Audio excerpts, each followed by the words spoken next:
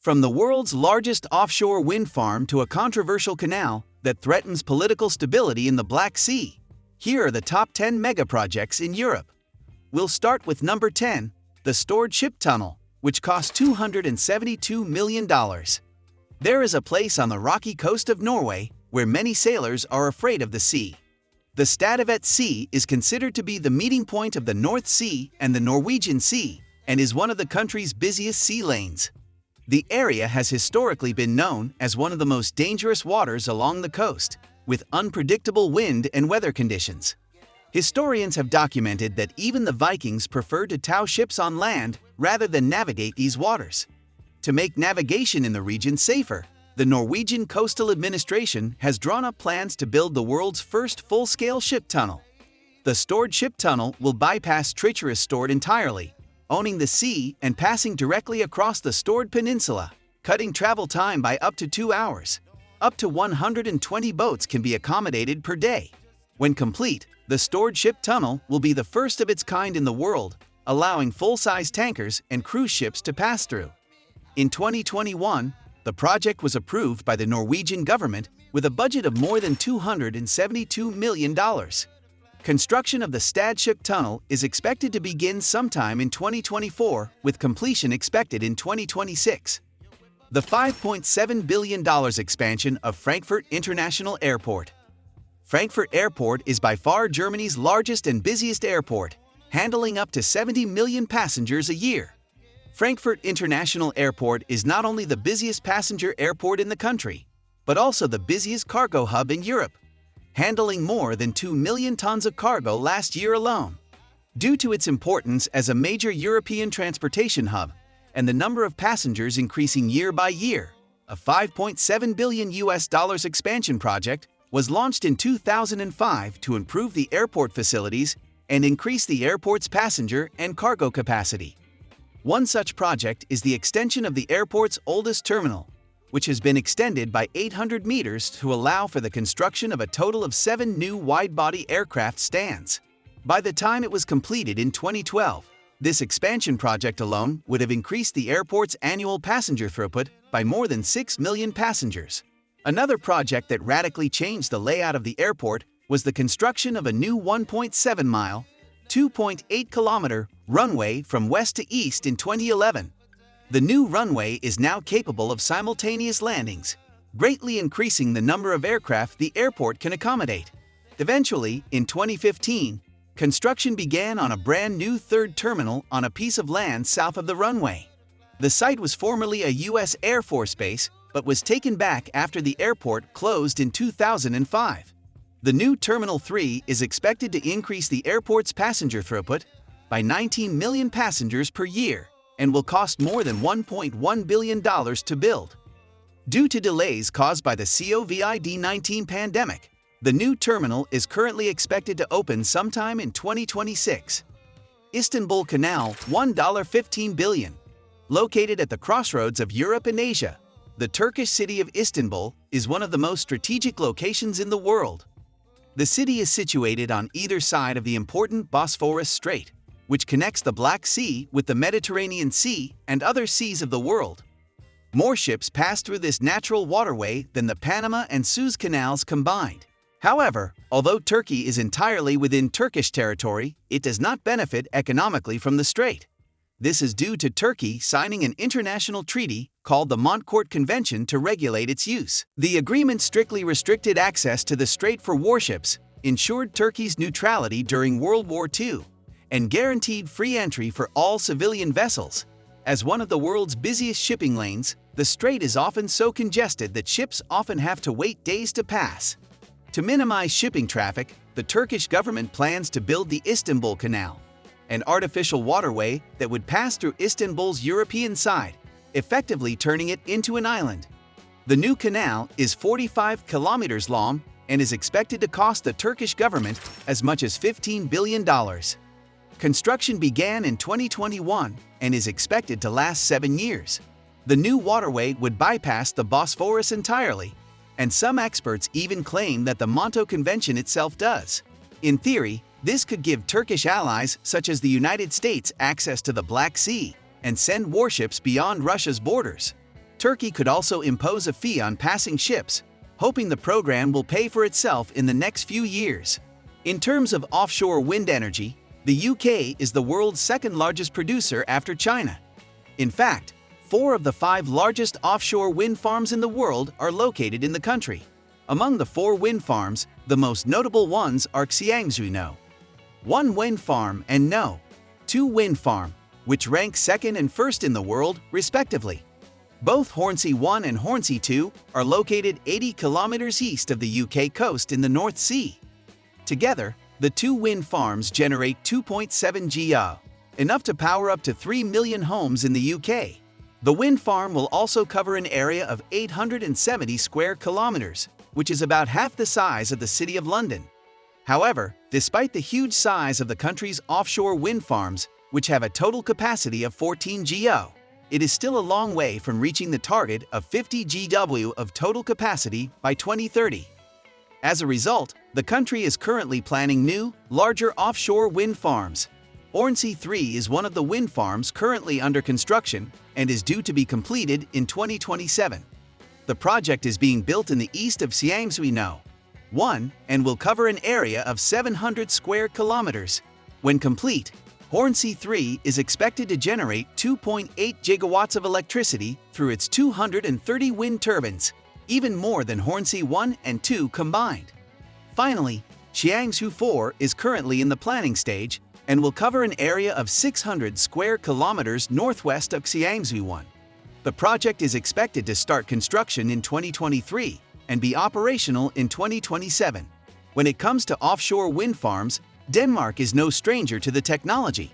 The world's first offshore wind farm was built in the country in 1991, serving as a catalyst for the advancement of the technology.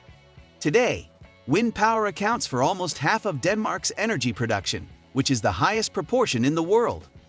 The Danish government is planning the largest construction project in the country's history as part of its ambition to further expand clean and renewable energy. By 2030, Denmark wants to build the world's first energy island, connecting large offshore wind farms with Denmark and neighboring countries. Denmark's energy island will include 2 large offshore wind farms in the North Sea and the Baltic Sea. An artificial island will be built in part of the North Sea as a central hub for the region, with a generating capacity of up to 10 gigawatts, enough to power 10 million European homes. The island of Bornholm in the Baltic Sea will serve as a second hub with a capacity of 3 GW. When completed, the energy island will increase Denmark's wind energy capacity 7-fold. The project is expected to begin construction as early as 2024. Navigation has always been difficult due to Norway's coastal geography, which is extremely rugged, mountainous, and separated by thousands of small islands. The European E39 service attempts to solve this problem by providing an easy-to-navigate route off the coast of Norway. But even with the E39, the 1,300 kilometers route still doesn't solve the problem of creating a continuous path along the entire Norwegian coast. That's because the E39, while designated as a single motorway, is actually made up of many different sections across a wide body of water. To complete the full route, travelers must take 7 different ferry routes and spend at least a full day. However, that is about to change as the Norwegian government plans to have the 20-plus hour travel time. They hope to achieve this by completely eliminating all necessary ferry connections. This will be done through a series of tunnels and bridges that will bypass the waterways along the way, essentially forming one continuous path. A key part of the E39 upgrade is the high-speed underwater tunnel that will connect the Norwegian cities of Stavanger and Borken under 15 kilometers of water. When completed, the tunnel will be the longest and deepest highway in the world. The tunnel is 27 kilometers long and has a depth of nearly 400 meters below the surface. Tunnel work started in 2018 and is currently expected to open to traffic in 2033. The project also envisions 4 separate floating highways, taking the E39 through some of Norway's largest and most stunning fjords. One of the planned bridges will span the Bjørnafjord, 5 kilometers above the water. When complete, the pontoon bridge will be the longest in the world and more than double the current record of $38 billion for the 4 Grand Paris Express. The Paris Metro is one of the busiest subway systems in the world, transporting up to 4 million passengers every day. As one of the most visited cities in the world, Paris suffers from some of the worst traffic congestion in Europe. To combat this worsening problem, one of the city's top priorities is to build infrastructure that will make it easier for the millions of commuters who pass through Paris every day. A major project aimed at dealing with the deteriorating traffic situation in Paris is the Grand Paris Express. The largest transport project in the city aims to further expand the scope and connectivity of the Paris Metro. The project will build 4 new production lines and expand 2 existing ones. In total, the Grand Paris Express will build 200 kilometers of new tracks and 68 new stations, serving an additional 2 million passengers per day. Construction of the new line started in 2015 and is currently being built gradually until 2030. Now let's look at the $47 billion Hinkley Point C nuclear power plant. Nuclear power plants are notoriously expensive to build and extremely expensive to decommission. However, if managed properly, the benefits can far outweigh the initial costs. British public opinion was mixed when Hinkley Point C was first proposed in 2010, but with strong financial backing from French and British energy companies, things are looking pretty good for the new plant. Hinkley Point C is part of a new generation of nuclear power plants designed to replace the country's old, expensive, and inefficient nuclear plants. Originally scheduled to be completed in the early 2020s, the project will have a total capacity of 3.2 GW, enough to meet 7% of the country's energy needs. Unfortunately, however, the construction process was delayed several times, pushing back the completion date by 8 years and increasing the cost to more than double the original estimate. Back in 2013, 11 financiers at Hinkley Point C pulled out of the project as construction costs rose due to the 2011 Fukushima disaster.